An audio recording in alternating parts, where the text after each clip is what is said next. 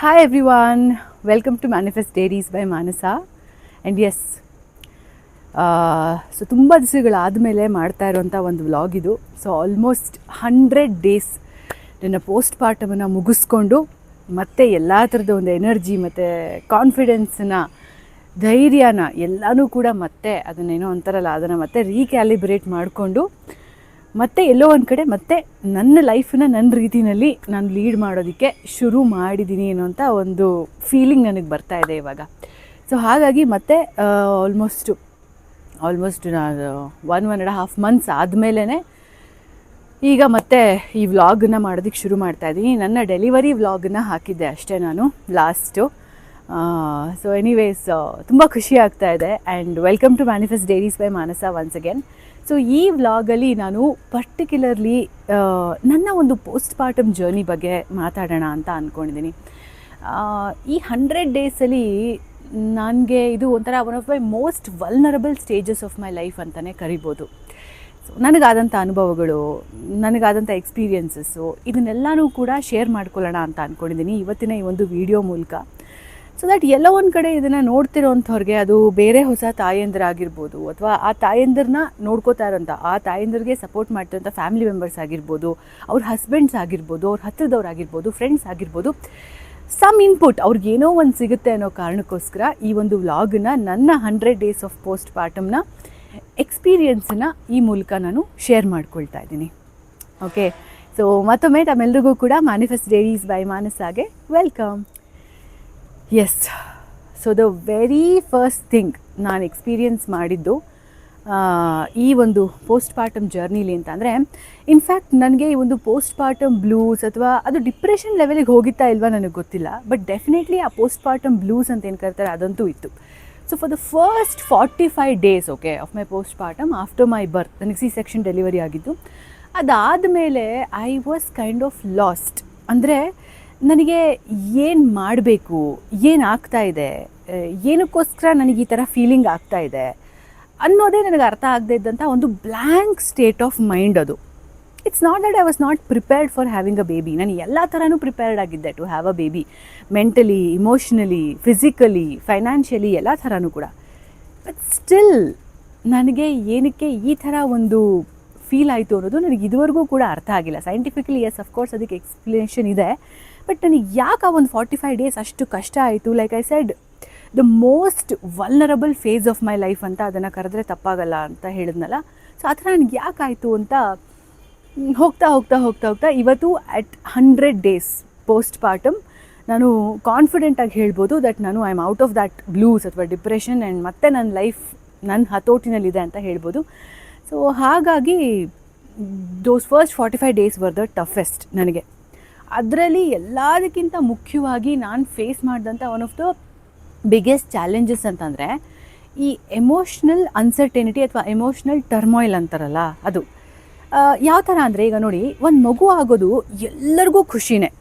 And specially ಇವಾಗಿರೋಂಥ ಈ ಒಂದು modern ಇಂಡಿಯಾನಲ್ಲಿ ನಾವು ನಮ್ಮ ಕೆರಿಯರು, ಸ್ಟಡೀಸು ಅಥವಾ ಫಿನಾನ್ಷಿಯಲ್ ಸ್ಟೆಬಿಲಿಟಿ ಇದೆಲ್ಲದನ್ನು ಕೂಡ ಯೋಚನೆ ಮಾಡಿಕೊಂಡು ಒಂದು ಮಗು ಮಾಡ್ಕೊಳ್ಳೋದು ಆಬ್ವಿಯಸ್ಲಿ ಒಂದು ಸರ್ಟೆನ್ ಏಜ್ ಆದಮೇಲೆ ಒಂದು ಮಗುನ ಮಾಡ್ಕೊಳ್ಬೇಕು ಅಂತ ಪ್ಲ್ಯಾನ್ ಮಾಡ್ಕೋತೀವಿ, ಎಲ್ಲ ಥರ ಸೆಟಲ್ ಆದಮೇಲೆ, ಎಲ್ಲ ಆದಮೇಲೆ.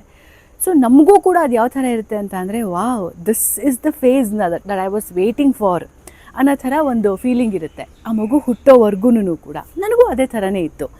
ಆ್ಯಂಡ್ ನೋಡಿ, ಮಗು ಆದಮೇಲೆ ಸ್ಪೆಷಲಿ ಮನೆಯಲ್ಲಿ ಏನೋ ಒಂದು ಮಗು ಬರ್ತಾ ಇದೆ ಅಂತ ಅಂದಾಗ ಎಲ್ರಿಗೂ ಕೂಡ ಅದರ ಒಂದು ಸಂಭ್ರಮ, ಅದರ ಒಂದು ಸಡಗರನೇ ಬೇರೆ. ಇಷ್ಟಕ್ಕೂ ಹೇಳಬೇಕು ಅಂತಂದರೆ last year, that is 2024 December ಎಂಡಲ್ಲಿ ನಾನು I lost my father. So ಅವಾಗಿಂದ ಡೆಫಿನೆಟ್ಲಿ ಯಾರಾದರೂ ಒಬ್ಬರು ಪರ್ಸನ್ ನಮ್ಮನ್ನು ಬಿಟ್ಟು ಹೋಗಿದ್ದಾರೆ ಅಂತ ಅಂದಾಗ ಆ ವಾಯ್ಡ್ ಯಾವಾಗಲೂ ಕೂಡ ಫ್ಯಾಮಿಲಿಯಲ್ಲಿ ಹಾಗೇ ಇರುತ್ತೆ. ಅಂಥ ಟೈಮಲ್ಲಿ ನಮ್ಮ ಮನೆಗೆ ಜಸ್ಟ್ ಒಂದಲ್ಲ 2 ಮಕ್ಕಳು ಬರೋವಂಥ ಒಂದು ಭಾಗ್ಯ ಸಿಕ್ತು. ನನ್ನ ತಮ್ಮಂಗೂ ಕೂಡ ಮಗು ಆಯಿತು, ನನಗೂ ಕೂಡ ಮಗು ಆಯಿತು. ಸೊ ನನಗಿಂತ 40 ಡೇಸ್ ಮುಂಚೆ ನನ್ನ ತಮ್ಮನ ಮಗಳು ಹುಟ್ಟಿದ್ಲು. ಸೊ ಈ ಥರ ಇದ್ದಂಥ ಒಂದು ತುಂಬ ಜೋವಿಯಲ್ ಆಗಿರುವಂಥ ಸಂದರ್ಭ. ನನಗೆ ಮಗು ಆಗಿ ಮನೆಗೆ ಬರೋವರೆಗೂ ಕೂಡ ನಾನು ಇವಾಗ ಹೇಗಿದೆ ಈಗ ಮಾತಾಡ್ತಾ ಇದ್ದೀನಿ, ಇದರಲ್ಲಿ ಇಷ್ಟೇ ಎಂತೂಸಿಯಾಸಮಿಂದ ಹೀಗೆ ಇದ್ದೆ. ಬಟ್ ಮನೆಗೆ ಬಂದಾದ ಮೇಲೆ ಆ ಎಮೋಷ್ನಲ್ ಒಂದು ಡಿಸ್ಟರ್ಬೆನ್ಸ್ ಅಥವಾ ಟರ್ಮಾಯಿಲ್ ಯಾವ ಥರ ಇತ್ತು ಅಂತ ಅಂದರೆ, ಹೇಗೆ ಅಂತಂದರೆ ಮನೇಲಿ ಎಲ್ಲರೂ ಖುಷಿಯಾಗಿದ್ದಾರೆ, ನನಗೆ ಖುಷಿಯಾಗಿರೋಕ್ಕಾಗ್ತಿಲ್ಲ. ಈ ಒಂದು ದಿಸಕ್ಕೆ ಈ ಥರ ಒಂದು ಅಂದರೆ ನಾನು ಒಂದು ಮಗು ಪಡ್ಕೋಬೇಕು, ನನ್ನದೇ ಒಂದು ಬ್ಯೂಟಿಫುಲ್ ಫ್ಯಾಮಿಲಿ ಇರಬೇಕು ಅಂತ ನಾನು ಮ್ಯಾನಿಫೆಸ್ಟ್ ಮಾಡ್ತಿದ್ದೆ. This was my dream. ಆ ಡ್ರೀಮ್ ಇವಾಗ ನಿಜ ಆಗಿದೆ, ಆದರೂ ಕೂಡ ನಾನು ಖುಷಿಯಾಗಿರೋಕ್ಕಾಗ್ತಾಯಿಲ್ಲ. ನನಗೆ ನಾನೇ ಹೇಳ್ಕೊತಾ ಇದ್ದೀನಿ, ಇದು ಖುಷಿಯಾಗಿರಲೇಬೇಕಾದಂಥ ಟೈಮು, ಈ ಟೈಮಲ್ಲಿ ಅಲ್ಲದೆ ಬೇರೆ ಯಾವ ಟೈಮಲ್ಲಿ ಖುಷಿಯಾಗಿರೋಕ್ಕಾಗುತ್ತೆ, ಇದು ನನ್ನ ಡ್ರೀಮ್ ನಿಜ ಆಗಿರೋದು, ಖುಷಿಯಾಗಿರು ಅಂತ ನನಗೆ ನಾನೇ ಹೇಳ್ಕೊತಾ ಇದ್ದೀನಿ. ಬಟ್ ಆದರೂ ಕೂಡ ಖುಷಿಯಾಗಿರೋದಕ್ಕೆ ಆಗ್ತಿಲ್ಲ. ಏನೋ ಒಂಥರ ಹಿಡಿದಿಟ್ಕೊಂಡಂಥ ಒಂದು ಭಾವನೆ, ಎಲ್ಲ ಥರ ಒಂದು ಮಿಕ್ಸ್ಡ್ ಎಮೋಷನ್ಸ್ ಆ ಟೈಮಲ್ಲಿ, ಫಿಯರ್, ಆ್ಯಂಗ್ಸೈಟಿ, ಕೋಪ, ಅಳು ಎಲ್ಲನೂ ಕೂಡ. ರೀಸನ್ ಮಾತ್ರ ಏನು ಅಂತ ಗೊತ್ತಿಲ್ಲ. ಇರೋದು ಒಂದೇ ಒಂದು ಸೈಂಟಿಫಿಕ್ ಎಕ್ಸ್ಪ್ಲನೇಷನ್ ಅದಕ್ಕೆ ಅಂತ ಅಂದರೆ, ಮಗು ಆದ ಒಂದು 72 hours ಒಳಗಡೆ ಒಂದು ಹೆಣ್ಣಿನ ದೇಹದಲ್ಲಿ ಎಲ್ಲ ಥರ ಹಾರ್ಮೋನ್ಸು ಕೂಡ ಕ್ರ್ಯಾಶ್ ಆಗೋಗ್ಬಿಡುತ್ತೆ. ಸೊ ಆ ಹಾರ್ಮೋನ್ಸ್ ಡಿಪ್ಲೀಷನ್ ಆಗೋದ್ರಿಂದನೇ ನಮಗೆ ಖುಷಿನ ಉಂಟು ಮಾಡುವಂಥ ಕೆಮಿಕಲ್ಸ್ ಬ್ರೈನಲ್ಲಿ ಏನಿರುತ್ತೆ, ಅದು ಸೆರೋಟೋನಿನ್, ಆಕ್ಸಿಟೋಸಿನ್, ಈ ಥರದ್ದೆಲ್ಲ ಎಲ್ಲನೂ ಕೂಡ ವರ್ಕ್ ಮಾಡೋದನ್ನ ನಿಲ್ಲಿಸ್ಬಿಟ್ಟಿರುತ್ತೆ ಅಂತ ಹೇಳ್ಬೋದು ಆ ಟೈಮ್ಗೆ. ChatGPT, ಗೂಗಲಲ್ಲಿ ನೋಡಿದ್ರೆ ಅದಕ್ಕೆ ಇನ್ನೂ ಪ್ರೀಸೈಸ್ ಎಕ್ಸ್ಪ್ಲನೇಷನ್ ಸಿಗುತ್ತೆ. ಬಟ್ ಈ ಥರ ಆಗೋದ್ರಿಂದ ಈ ರೀತಿ ಫೀಲ್ ಆಗುತ್ತೆ ಅಂತ ಎಲ್ಲರೂ ಕೂಡ ಹೇಳ್ತಾರೆ. ಅದೇನೋ ಒಪ್ಕೊಳ್ಬೋದಾದಂಥ ವಿಚಾರನೇ. ಬಟ್ ಸ್ಟಿಲ್ ಈ ವಿಡಿಯೋ ಮಾಡೋದಕ್ಕೂ ಅದೇ ಒಂದು ಕಾರಣ. ಯಾಕೆಂದರೆ ನಮ್ಮೆಲ್ಲರೂ ಕೂಡ ಅಂದರೆ ಹೆಣ್ಮಕ್ಳನ್ನ ಫಿಸಿಕಲಿ ಈ ಥರ ಆಗುತ್ತೆ, ಬಾಣಂತನ ಅಂದರೆ ಹಿಂಗೆ ಮಾಡ್ಕೋಬೇಕು ಅಂತ ಪ್ರಿಪೇರ್ ಮಾಡಿರ್ತಾರೆ ಮನೇಲಾಗಿರಲಿ, ಅಥವಾ ಅದರಲ್ಲಿ ಇದರಲ್ಲೆಲ್ಲ ನಾವೇ ಪ್ರಿಪೇರ್ ಆಗಿರ್ತೀವಿ. ಅಥವಾ ಅದೂ ಇಲ್ಲ ಅಂತ ಅಂದರೆ ಎಲ್ಲೋ ಒಂದು ಕಡೆ ನಮ್ಮ ಫೈನಾನ್ಷಿಯಲ್ ಇದಾಗಿರ್ಬೋದು, ಅಥವಾ ಒಂದು ಕೆರಿಯರ್ಗಾಗಿರ್ಬೋದು, ಈ ಟೈಮಿಂದ ಈ ಟೈಮ್ವರೆಗೂ ನಾನು ಬ್ರೇಕ್ ತೊಗೋತೀನಿ, ಈ ಥರ ಇನ್ವೆಸ್ಟ್ಮೆಂಟ್ಸ್ ಪ್ಲ್ಯಾನ್ ಮಾಡ್ಕೋತೀನಿ, ಅದು ಇದು ಅಂತೆಲ್ಲ ಪ್ಲ್ಯಾನ್ ಮಾಡ್ಕೊಂಡಿರ್ತೀವಿ. ಬಟ್ ಎಮೋಷ್ನಲಿ ಈ ಥರ ಫೀಲ್ ಆಗುತ್ತೆ ಅನ್ನೋದನ್ನು ನಮಗೆ ಯಾರೂ ಹೇಳೇ ಇರೋದಿಲ್ಲ. ಬಟ್ ಈ ಥರ ಫೀಲ್ ಆಗುತ್ತೆ. ಎಲ್ಲ ಹೆಣ್ಮಕ್ಳು ಯಾರ್ಯಾರೆಲ್ಲ ಒಂದು ಜನ್ಮ ಕೊಟ್ಟಿರ್ತಾರೋ ಎಲ್ರಿಗೂ ಕೂಡ ಈ ಒಂದು ಎಮೋಷ್ನಲ್ ಡಿಸ್ಟರ್ಬೆನ್ಸ್ ಅಂತ ಆಗುತ್ತೆ. ಅಳು ಬರುತ್ತೆ, ಖುಷಿಯಾಗಿ ಇರಬೇಕು ಅಂತ ಗೊತ್ತಿದ್ರೂ ಎಲ್ಲ ಥರ ಸೌಕರ್ಯಗಳು ಖುಷಿಯಾಗಿರೋದಕ್ಕಿದ್ರೂ ಕೂಡ ಖುಷಿಯಾಗಿರೋದಕ್ಕೆ ಆಗಲ್ಲ. ಏನೋ ಒಂಥರ ಖುಷಿನ ಹಿಡಿದಿಟ್ಕೊಂಡಂಥ ಭಾವನೆ, ಆ್ಯಂಗ್ಸೈಟಿ, ಅನ್ನೆಸೆಸರಿ ಓವರ್ ಥಿಂಕಿಂಗ್, ಈ ಥರದ್ದು ಎಲ್ಲನೂ ಕೂಡ ಆಲ್ಮೋಸ್ಟ್ ಎಲ್ಲ ಹೆಣ್ಮಕ್ಳು ಕೂಡ ಎಕ್ಸ್ಪೀರಿಯೆನ್ಸ್ ಮಾಡೇ ಮಾಡ್ತಾರೆ ಅನ್ನೋದನ್ನು ನಾನಂತೂ ಹೇಳಬಲ್ಲೆ.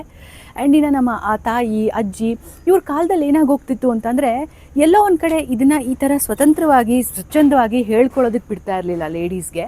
ಆ್ಯಂಡ್ ಯಾವಾಗ ಅದನ್ನು ಹೇಳ್ಕೊಳಕ್ಕೆ ಬಿಡ್ತಿರ್ಲಿಲ್ಲ, ಇನ್ನೊಬ್ಬರು ಲೇಡೀಸ್ ಅದನ್ನು ಇವ್ರ ಹತ್ರ ಬಂದು ಹೇಳ್ತಿರ್ಲಿಲ್ಲ, ಅವ್ರಿಗೂ ಕೂಡ ಅವಕಾಶ ಇರಲಿಲ್ಲ. ಇವ್ರಿಗೂ ಅದು ಏನು ಅನ್ನೋದನ್ನು ಅರ್ಥ ಮಾಡ್ಕೊಳ್ಳೋಕ್ಕೆ ಆಗ್ತಿರ್ಲಿಲ್ಲ. ಅದನ್ನು ಹಾಗೆ ಬಿಟ್ಬಿಡ್ತಾಯಿದ್ರು, ಮರ್ತೋಗ್ತಾಯಿದ್ರು, ಅಷ್ಟೇ ಆಗ್ತಾಯಿದ್ದು. So the very first thing that I faced ಅಂತಂದರೆ ಇದು ದಿಸ್ ಎಮೋಷ್ನಲ್ ಟರ್ಮಾಯಿಲ್. ಇದಕ್ಕೆ ನನಗೆ ಯಾರೂ ಪ್ರಿಪೇರೇ ಮಾಡಿರಲಿಲ್ಲ ನಾನು ಹೇಳಿದಾಗೆ. ಇನ್ನು ಎರಡನೇದು ಹೇಳಬೇಕು ಅಂತ ಅಂದರೆ, ಯಾವ ತಾಯಿಯಂದ್ರಿಗೂ ಕೂಡ ನನಗೆ ಗೊತ್ತಿರೋಂಗೆ ಮೈ ವೆರಿ ಫ್ರ್ಯಾಂಕ್ ಎಕ್ಸ್ಪೀರಿಯೆನ್ಸ್ ಹೇಳಬೇಕು ಅಂತ ಅಂದರೆ, ಆ ಮಗು ಹೊಟ್ಟೆಲಿರೋಷ್ಟು ಕಾಲ ಎಷ್ಟು ಒಂದು ಲವ್ ಆಗಿರ್ಬೋದು, ಎಂಥ ಒಂದು ಅಡೋರಬಲ್ ಫೀಲಿಂಗ್ ಆಗಿರ್ಬೋದು, ಅಪ್ಪ ಇದಕ್ಕಿಂತ ಜಾಸ್ತಿ ನನಗೆ ಪ್ರಪಂಚದಲ್ಲಿ ಬೇರೆ ಏನೂ ಬೇಡ ಅಂತ ಅನಿಸೋಂಥ ಫೀಲಿಂಗ್ ಏನಿರುತ್ತೆ, ಆ ಮಗು ಹುಟ್ಟಿದ ಇನಿಷಿಯಲ್ ಡೇಸಲ್ಲಿ ಡೆಫಿನೆಟ್ಲಿ ಆ ಫೀಲಿಂಗ್ ಇರಲ್ಲ. ಆ ಮಗು ಬಂದ ತಕ್ಷಣ ನಮ್ಮ ಜೀವನದಲ್ಲಿ ಲವ್ ಎಟ್ ಫಸ್ಟ್ ಸೈಟ್ ಅಂತಾರಲ್ಲ, ಡೆಫಿನೆಟ್ಲಿ ಆ ಥರ ಅನುಭವ ಆಗಲ್ಲ. ಆ್ಯಂಡ್ ನನಗಂತೂ ಆ ಥರ ಆಗಲಿಲ್ಲ. ಕೆಲವು ತಾಯಂದ್ರಿಗೆ ಆ ಮಗುನ ನೋಡಿದ್ರೆ ಒಂಥರ ಅವರ್ಷನ್ ಬರ್ತಾ ಇರುತ್ತೆ.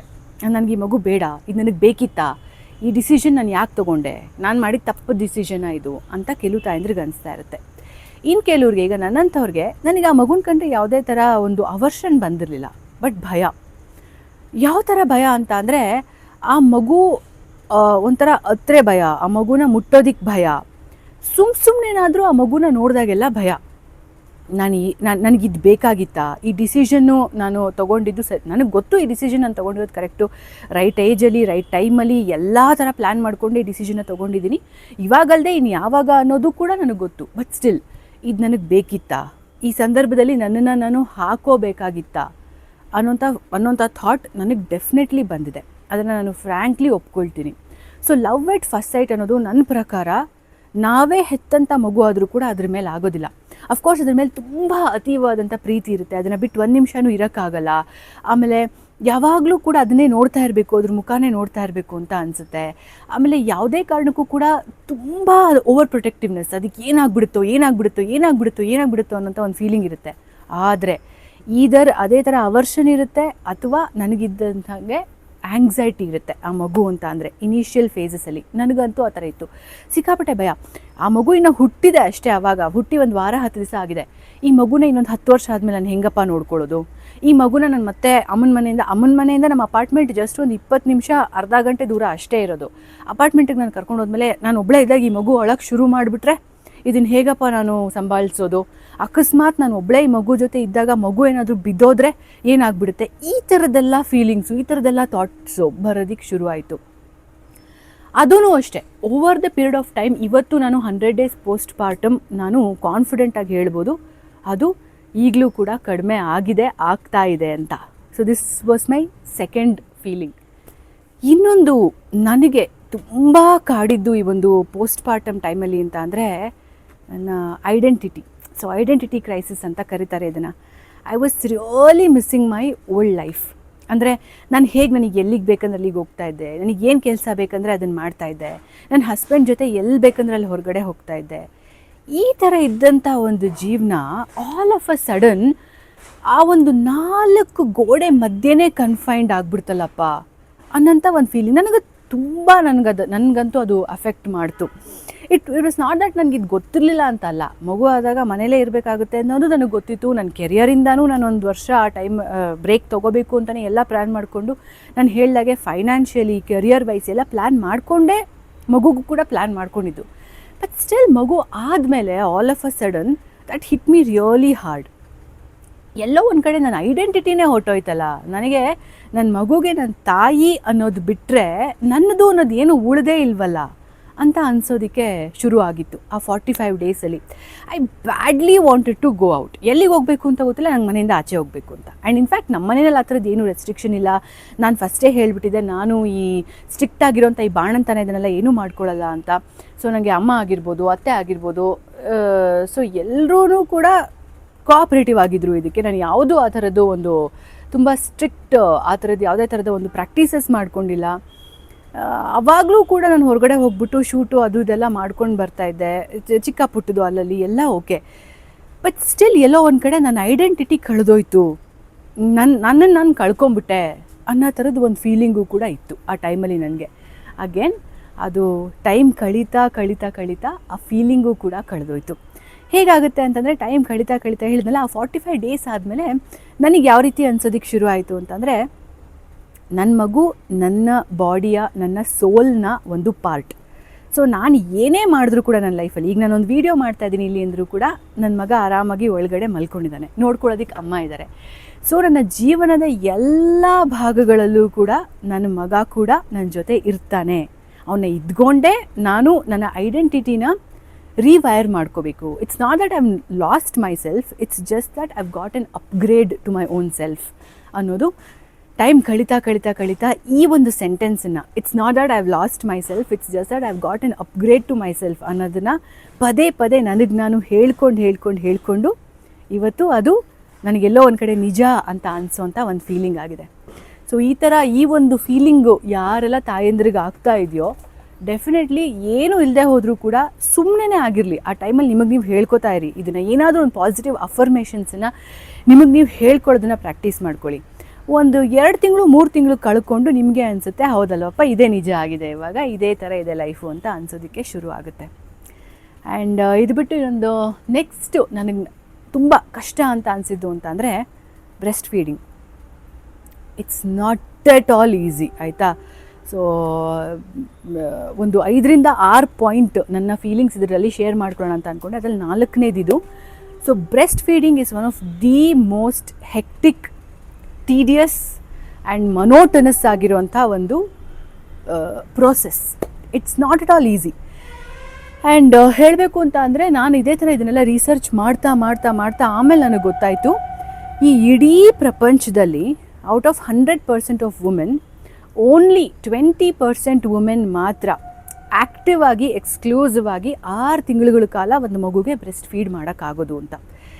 ಎಲ್ಲ ತಾಯಂದ್ರ ಬಾಡಿ ಕೂಡ ಅದಕ್ಕೆ ಸಪೋರ್ಟ್ ಮಾಡಲ್ಲ. 80% ಆಫ್ ದ ವುಮೆನ್ ವರ್ಲ್ಡಲ್ಲಿ ಯಾರು ತಾಯಂದ್ರಾಗಿರ್ತಾರೆ ಅವರ ಬಾಡೀಸು ಕಂಪ್ಲೀಟಾಗಿ ಒಂದು ಮಗುಗೆ ನಾನ್ ಸ್ಟಾಪ್ ಆಗಿ ಬ್ರೆಸ್ಟ್ ಫೀಡ್ ಮಾಡೋದಕ್ಕೆ ಸಪೋರ್ಟ್ ಮಾಡಲ್ಲ. ಬಟ್ ಲಕಿಲಿ ಟಚ್ ವುಡ್ ನನ್ನ ಬಾಡಿ ನನಗಿದಕ್ಕೆ ಸಪೋರ್ಟ್ ಮಾಡ್ತಿತ್ತು, ಇವಾಗಲೂ ಕೂಡ ಸಪೋರ್ಟ್ ಮಾಡ್ತಾ ಇದೆ. ನನ್ನ ಮಗನಿಗೆ ಈಗಲೂ ಕೂಡ ಎಕ್ಸ್ಕ್ಲೂಸಿವ್ಲಿ ಬ್ರೆಸ್ಟ್ ಫೀಡೇ ಮಾಡ್ತಾ ಇರೋದು. 3 months and 10 days ಆಯಿತು ಅವ್ನಿಗೆ ಆಲ್ರೆಡಿ. ಆ್ಯಂಡ್ 6 months ಆಗೋವರೆಗೂ ಎಕ್ಸ್ಕ್ಲೂಸಿವ್ಲಿ ಬ್ರೆಸ್ಟ್ ಫೀಡ್ ಮಾಡಿ ಆಮೇಲೆ ಸಾಲಿಡ್ ಶುರು ಮಾಡಬೇಕು ಅಂತ ನಾನು ಅಂದ್ಕೊಂಡಿರೋದು. ಬಟ್ ಸ್ಟಿಲ್ ಆ ಇನಿಷಿಯಲ್ ಒಂದು 45 ಡೇಸಲ್ಲಿ ಇದು ನನಗೆ ಯಾವ ಥರ ಒಂದು ನೈಟ್ಮೇರ್ ಥರ ಆಗೋಗ್ತಾ ಇತ್ತು ಅಂತ ಅಂದರೆ, ಫಸ್ಟ್ ಆಫ್ ಆಲ್ ನನ್ನ ಒಂದು ಎಕ್ಸ್ಪೀರಿಯೆನ್ಸ್ ಹೇಳೋದಾದರೆ, ನನಗೆ ಇನಿಷಿಯಲಿ ಆಲ್ಮೋಸ್ಟ್ 1 ಮಂತ್ವರೆಗೂ ಕೂಡ ನನ್ನ ಮಗ ಲ್ಯಾಚ್ ಆಗಲೇ ಇಲ್ಲ. ಅಂದರೆ ಅವ್ನು ನನ್ನ ಹತ್ರ ಎದೆ ಹಾಲು ಕುಡಿಯೋಕ್ಕೆ ಒಪ್ಕೊಳ್ತಾನೆ ಇರಲಿಲ್ಲ. ಹಿಂದಿಂದಕ್ಕೆ ಹೋಗೋನು ಈ ಥರ, ಯಾಕೆ ಅಂತ ಗೊತ್ತಿಲ್ಲ.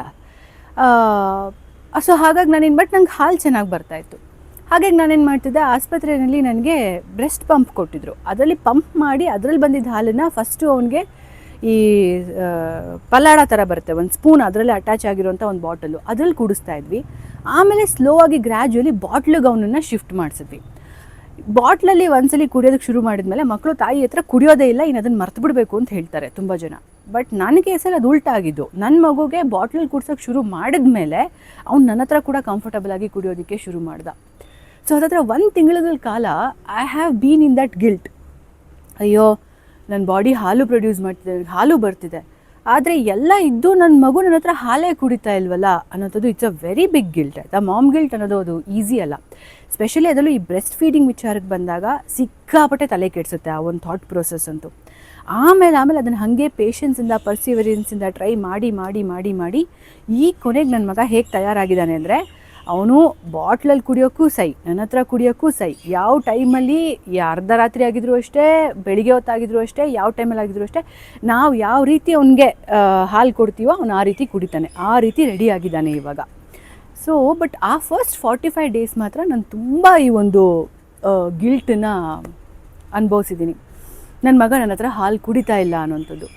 ಸೊ ನನ್ನ ಗಿಲ್ಟ್ ಇದಾದರೆ ಇದೇ ಥರನೇ ಎಷ್ಟೊಂದು ಜನ ತಾಯಂದ್ರಿಗೆ ಎಷ್ಟು ಬೇಕೋ ಅಷ್ಟು ಹಾಲು ಕರೆಕ್ಟಾಗಿ ಬರ್ತಿರಲ್ಲ ಅಂಥವರು ಇನ್ನೆವಿಟಬಲಿ ಫಾರ್ಮುಲಾ ಫೀಡ್ ಕೊಡಬೇಕಾಗುತ್ತೆ ಮಕ್ಕಳಿಗೆ. ಇನ್ನು ಕೆಲವ್ರಿಗೆ ಸ್ವಲ್ಪ ಬರ್ತಿರುತ್ತೆ, ಸ್ವಲ್ಪ ಬರ್ತಿರಲ್ಲ. ಅಂಥವರು ಕಾಂಬಿನೇಷನ್ ಫೀಡಿಂಗ್, ಒಂದು ಸ್ವಲ್ಪ ಫಾರ್ಮುಲಾ ಫೀಡು, ಒಂದು ಸ್ವಲ್ಪ ಬ್ರೆಸ್ಟ್ ಮಿಲ್ಕು, ಈ ಥರ ಕೊಡಬೇಕಾಗುತ್ತೆ. ಅವ್ರಿಗೂ ಕೂಡ ಐ ಆಮ್ ವೆರಿ ಶ್ಯೂರ್ ಇದೇ ಥರನೇ ಗಿಲ್ಟ್ ಕಾಡುತ್ತೆ ಅಂತ. ಬಟ್ ಆ ಗಿಲ್ಟ್ ಕಾಡೋದಕ್ಕೆ ಬಿಡಬೇಡಿ.